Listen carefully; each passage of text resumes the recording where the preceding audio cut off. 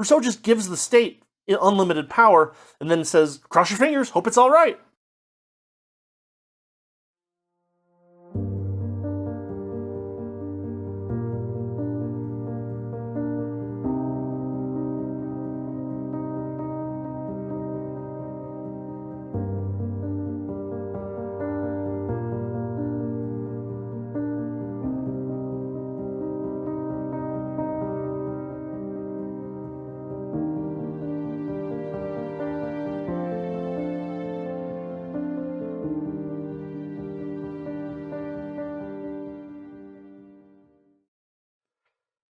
Giving the same thing a bunch of different names, or calling the same thing a bunch of different names, is not beneficial in political philosophy in general. It's usually a sign of a shyster trying to create a system that tricks you into giving up your own freedoms.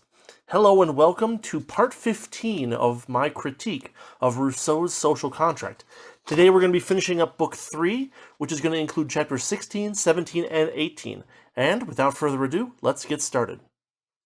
Alright, Book 3, Chapter 16 is titled, That the Institution of Government is Not a Contract. This is a fairly short chapter, and he's going to go through kind of the establishment of government, or the institution of government, I guess is closer to what he says, quotishly. But here we go. The first thing that Rousseau mentions in this chapter is that the goal is to first establish legislative power, and then to establish executive power. And he says that these are naturally separate acts. This sounds like a reasonable start to a chapter, so I wonder what knots Rousseau is going to tie himself into in this one. So let's keep going. He continues by noting that if the sovereign tried to assume the executive role, quote, right and fact would be so confounded that no one could tell what the law was, or what was law and what was not. And the body politic, thus disfigured, would soon fall prey to the violence it was instituted to prevent, end quote. This seems to be one of those places where Rousseau is making these imaginary distinctions and claiming that they make a huge difference. In a democracy, the sovereign and the prince are actually the same group of people. How does changing their name change their opinions, change their decisions, change their powers, etc.? It doesn't really make that much of a difference, but Rousseau is calling the same thing by multiple different names in an effort to kind of separate them in your mind so that he can make them do different things and have different functions, but realistically they wouldn't actually be limited in any way.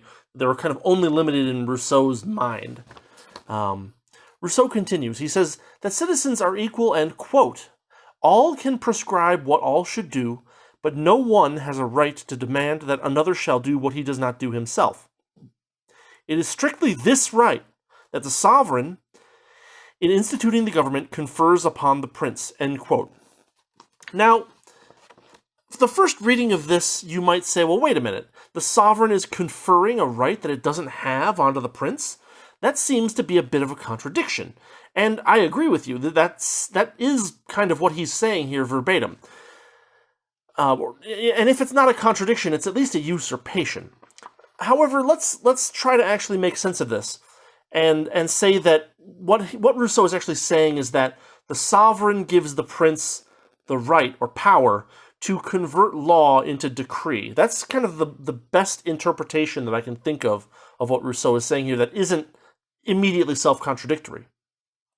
But the problem, of course, is that Rousseau has already argued that the law can be fiddled with to make it sound universal while actually targeting an individual or group, so why bother with this distinction? Well, the reason that you have this distinction is so that you can pretend that all the law was created by the sovereign, and then everything the government does is something else that is related to the law, and it kind of, you have this process by which law gets converted into decree, and, the idea would be that the people somehow would fight against, bad conversions, but realistically there's no actual mechanism for this to happen. The people are made destitute by the state, the people are made dependent upon the state, and the state is judge, jury, and executioner. Rousseau continues. He says that this act, this conferring of power, might look like a contract, but the supreme authority cannot place anything above itself. A contract is also a particular act, which means that it can't be legitimate law, because it's not general, right? But the notion that there's some kind of force other than the people themselves to prevent the prince from taking power over them is some kind of bizarre hallucination on Rousseau's point, or on Rousseau's part. If the prince can both judge, interpret, and execute the law, that's really as good as being able to write it. There's no principal difference between these two things. Furthermore, if a contract is a particular act, which maybe it is, but then the particular act of association, the social contract itself, also requires not a majority, but actual unanimity. Now this is actually a problem, because we'll get into why this is a problem later, but just suffice it at this point to say that if one group enslaves another into their so-called social contract, then even Rousseau would say that that association is null and void, right? And if the association is a contract, then the establishment has to also be something that everyone in the association agrees upon. Otherwise, why would they have agreed to the association in the first place? They must have agreed to the association contingent on that association being something that actually works in their favor. If it doesn't, then there's no reason to believe that there's any legitimacy into the creation of the government. Rousseau continues. He says, this act also doesn't look like a contract any more than a contract where, quote, I give you all my goods on condition that you give me back as much of them as you please, end quote. And it's worth noting here that he's kind of stumbled into this open-ended nature of the social contract that I've been complaining about, and his position here invites the same criticism. Yeah, it is an open-ended contract. When you give the state unlimited power, and when you give the government the sole power to interpret this unlimited power in its own favor, you end up with a system where the people are not going to be served by the government, and that's the problem, right? But Rousseau seems to want to just sidestep this and not really think about it. He goes on by saying that therefore this act, the conferring of this power to a government, cannot be a contract. The only contract is the initial act of association, and there can be no public contract that does not violate this first association contract. But again, as I said we were going to get into, the initial act of association doesn't look like a contract either most of the time, right? You're basically glomming a bunch of people together and saying, okay, they're all under this social contract, but a lot of them don't agree with the results that they get in the very next act of the government. From then on, suddenly majority rule is the thing, and you can have these minorities that are just that are just leached upon by the state and the rest of the people. Plus, I mean, the sovereign is all powerful in Rousseau's framework.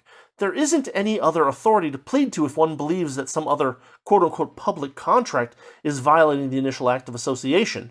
There's no one else to run to. And also, of course, this is another case where Rousseau is putting in a term that's vague and undefined. He uses the phrase public contract, but he never defines what that means. And the simple criticism of this is, what prevents the government or the prince from making what it calls quote-unquote contracts with the public? Would these not be public contracts? Is this another one of Rousseau's damned bits of floppy language that are going to turn his system into a totalitarian nightmare? Maybe, but he just kind of gives up and ends the chapter. And yeah, that's the end of chapter 16 of book 3. And let's move on to chapter 17. Alright, chapter 17 of book 3 is titled The Institution of Government, and Rousseau is going to get into this actual act of institution of government. He begins the chapter by saying that the act of instituting the government is a complex act consisting of two others, quote, establishment of the law and its execution, end quote. And the establishment of the law is a compound act too, because you have to assign legislators and then actually create, that is to say, vote upon the law. And the establishment of the execution is also compound, with nominations followed by elections of members of government. Rousseau is... it's not clear to me why Rousseau is noting this particular complex part of the act of the act of institution of government, while ignoring that each of the individual acts that he talks about are also compound acts. This is all floppy language that doesn't really get us anywhere, except to make a bunch of largely irrelevant distinctions that don't really have measurable differences. Again, the general will is not something that you can measure except by majority vote. And if you're going to just let everything be a majority vote, then you end up with direct democracy and all the problems that that entails. So Rousseau continues. He says, first, quote, "The sovereign decrees that there shall be a governing body established in this or that form. This act is clearly a law," end quote. This is at least appears to be consistent with earlier chapters. It's a little bit inconsistent with Rousseau's notion that the government, that the state can't be separated into separate bits. But I think what he would argue is that the government is not the state, even though in a democracy they're technically the same group of people. If you have an aristocracy or a monarchy, then certainly these are different groups of people, but one group is subsumed within the other. It's complicated, and I think Rousseau is unnecessarily complicating it. But he continues, quote, "By the latter, the people nominates the rulers who are to be entrusted with the government that has been established. This nomination, being a particular act, is clearly not a second law, but merely a consequence of the first and a function of government," end quote. And here, at this point, I kind of feel like, or at least I think that Rousseau is spending a lot of time on something that ostensibly happened once, long in the past, and is practically irrelevant today. Governments are already established. This idea of here's the first two acts of a government really only matter when a government is being established, and that's not the situation that 99.999% of humanity finds itself under. So this isn't particularly useful for anything. But Rousseau goes on. He says, how can there be an act of government before it exists? And you might have caught this, that somehow the government is acting to nominate a government, right? So what Rousseau says is happening is that sovereignty is suddenly converted into democracy, quote, "so that, without sensible change, and merely by virtue of a new relation of all to all, the citizens become magistrates and pass from general to particular acts, from legislation to the execution of the law," end quote. These are, of course, potentially distinctions without differences, and it doesn't eliminate the destructive incentives of unbridled democracy or the dangerous tendencies of coercive government either. What this actually does is give a rationale to deny people's exit from the dominion of a coercive or over-coercive state. Basically, the idea is, hey, you agreed to this social contract, and now, literally 10 seconds later, we strip you of your freedom and your property. Well, if the initial association required unanimity, which it certainly must have, right, then the establishment should also be unanimous. Otherwise, the people who just associated wouldn't have done so. But Rousseau goes on. He says, this kind of thing happens every day in English Parliament, where a lower house becomes a grand committee to discuss affairs, which transforms it from a sovereign court into a commission, and then it reports to itself as the House of Commons to debate again. It's here that I note that parliamentary rules are often complicated and silly, mainly for a couple of reasons. Number one, they want to maintain order without allowing exit, and that's, of course, a negative. It's something against their case. And then the other thing that they like to do is they like to gatekeep against newcomers. This allows existing government agents to maintain their authority in the face of significant public pushback. They say, oh, well, you didn't make that motion at the proper time. Oh, you didn't debate that when we were supposed to debate that. Oh, you can't vote on this because you haven't been here for 30 days. It's things like that. These are methods by which the government, the coercive state, pushes or arrogates to itself more power and prevents people from pushing it out of the way. This is, of course, something that governments love to do. And Rousseau notes that, but he doesn't really put up any defenses against it in his framework. It's very easy for the government to do this. To put it in another phrasing, by following the rules, parliaments pretend legitimacy. They bind dissenters as out of order. They hold them in place to maintain quorum and things like that. But Rousseau continues this chapter by noting that a democratic government can be established by, quote, a simple act of the general will, end quote. And once established, it can either continue as the prince or it can establish some other prince per the law. So the sovereign establishes the law. It then creates a temporary democracy of itself to institute the government that it intends to establish. It really feels to me like a lot of crazy wiggling to do one thing while still appearing to hold on to Rousseau's framework. Plus, I don't think this is necessarily representative of how real governments operate, right? This is not how the Constitutional Convention happened either. I also think it's very strange to focus on this particular act when, of course, most people are already subjects of some government and they are duty-bound to extend its life as long as possible, according to Rousseau. And so if a government is doing bad things, right, unless there is some overwhelming overwhelming pressure from the people to change the government, it's not going to change. And governments do this all the time, where they bribe a significant fraction of the people in order to give themselves an advantage in any of these votes that show up. Well, everybody votes in favor of the current government because, well, they're on the dole in one way or another. And of course, the government can find hundreds and hundreds of different ways to put people on the dole until you end up with a group of people until you end up with a situation kind of like Bastiat talked about, a war of plunder of all against all, and calling it a government. It's not. Rousseau doesn't defend against this in any way in his framework, which is really kind of destructive to any credibility he might want to hold.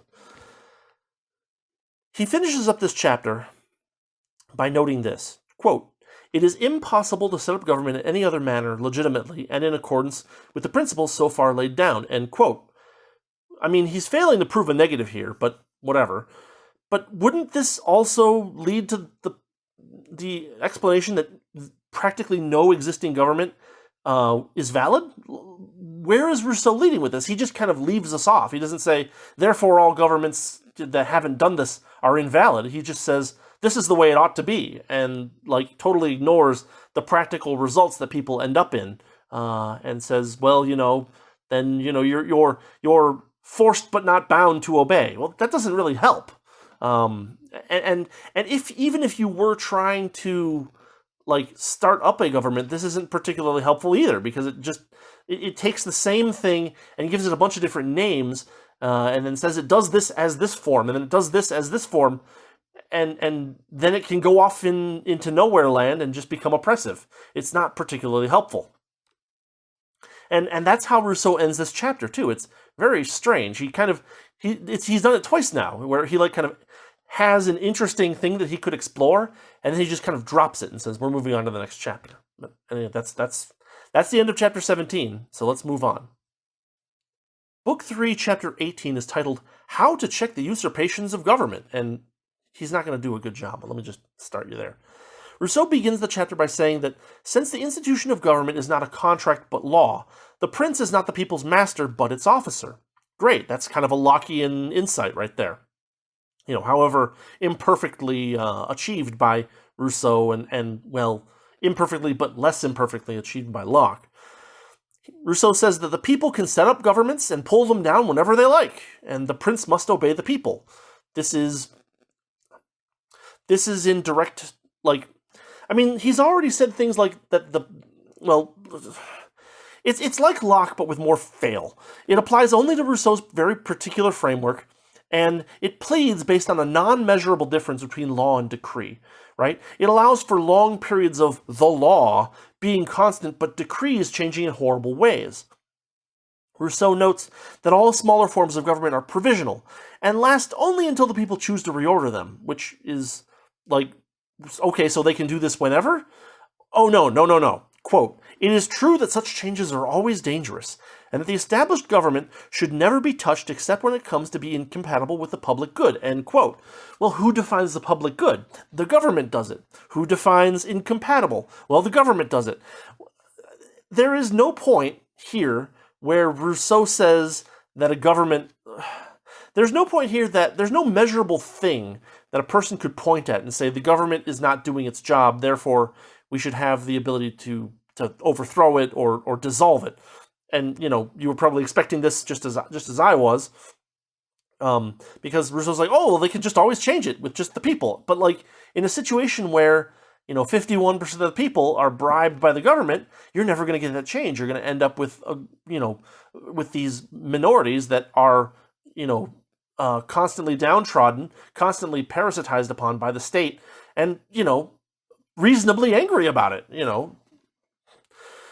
Rousseau doesn't help, deal with this problem at all. And it's very strange because even Locke would talk about this kind of stuff where he's like, well, this is what the government is supposed to do, and it doesn't have unlimited power. It only has powers that apply to here and here and here and here, and also it has to have the approval of people to have even some of these subsets of powers.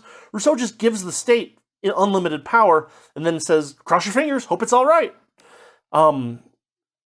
Rousseau continues. He says, formalities are necessary, quote, to distinguish a regular and legitimate act from a seditious tumult, and the will of a whole people from the clamor of a faction, end quote. These are formalities which will, of course, be adjudicated and interpreted by the prince. This is not a good set of incentives for a system. It's going to say, the government is never going to say, oh yeah, you guys assembled in the correct way at the correct time. They're always going to find a little way to say, no, you don't get to vote on this right now. But Rousseau goes on this line for the rest of the chapter. Here we go. He says, hey, governments are strongly incentivized to extend their powers by both preventing the regular meetings of the people and, and making those meetings more difficult to hold. Periodic assemblies as part of the basic law, quote, are designed to prevent or postpone this calamity, end quote. Whereas instituting a non-absolute government or partitioning things so that no man be his own judge, per Locke, would fix this problem better than these periodic assemblies that the government can just ignore. I mean, and then there's the fact that these periodic assemblies might also just result in further oppression of these trapped minorities. This isn't going to help them at all. If everybody has to get together and vote, and the system is set up in such a way that 60% of the people always are voting in favor of themselves and at the expense of the other 40%, you're going to end up with problems no matter what. And that 40%, they're not going to feel unjustified because oh well, we only got 40% of the vote. They're going to say, well, wait, the system is stacked against us, and Rousseau isn't doing anything to keep us out of this lamentable situation. But Rousseau says that two propositions should be raised at each assembly as two separate propositions, and that they cannot be suppressed by the prince. Number one, does it please the sovereign to preserve the present form of government? And number two, does it please the people to leave its administration in the hands of those who are actually in charge of it? Assuming that such an assembly ever happens, or is allowed to happen, and assuming that the people are not going to force their authority on a variety of oppressed minorities, these two questions make some sense. But it really would make more sense to permit secession at this point, because what's going to happen is that either the government is going to prevent these meetings, or the government is going to illegitimately, in Rousseau's framework, suppress these questions, or it's going to create decrees that make it less likely that these questions will go against the way that the government wants them to go. These people who are getting parasitized by the state are going to get worse and worse and worse and worse and worse, and eventually that they're going to get some backlash, and well, they're going to say, well, that wasn't legal, but you don't get to make that decision for other people. Rousseau continues, quote, there is in the state no fundamental law that cannot be revoked, not excluding the social compact itself. For if all the citizens assembled of one accord to break the compact, it is impossible to doubt that it would be very legitimately broken. End quote. But since that will never happen, and since the people are duty-bound to continue the social contract as long as the government serves the public interest by its own judgment, this is kind of irrelevant, right? This is the whole reason why, most of my criticisms of Locke were cases where he was making a system where it could be the case where a man could be his own judge. A person in the government could be his own judge, right? Taxation is that kind of case. The government judges the value of the services it provides and then charges people accordingly. Conscription is another case, right? The government decides that it wants this labor done, whether that labor be military or non-military, and basically enslaves the people that it believes need that need to do that? Well, it gets to judge who needs to be enslaved to do that, and it can make that judgment in a variety of negative ways. Prerogative, dominion, these are all things where the state judges its own power, and they all violate Locke's early on, idea that no man be his own judge. Rousseau is completely ignoring no man be his own judge and creating this bizarre framework of totalitarian state where things are supposed to be good, but there's no actual like logical arguments as to why or how you make it better. It's just complete gibberish. Rousseau finishes this chapter by noting, quote, "Grotius even thinks that each man can renounce his membership of his own state and recover his natural liberty and his goods on leaving the country," end quote. And all that really encourages me to do is to get to some Grotius after we finish this increasingly irritating book. All right, that is the end of Book 3 of Rousseau's Social Contract. Next time we'll be studying on Book 4, and yeah, we're going to finish this thing up and be done with it, thankfully. But yeah, that's what I've got for you for today. I'll be working on some other stuff. We'll see if I can get some other fun stuff up later, but who knows. Anyway, hope you found this a little bit interesting. Hope you found this a little bit educational. Links in the description as usual, or there'll be like a full write-up at the blog. If you like what I'm doing and you want to support the channel, you know what to do. Again, links in the description, all that good stuff.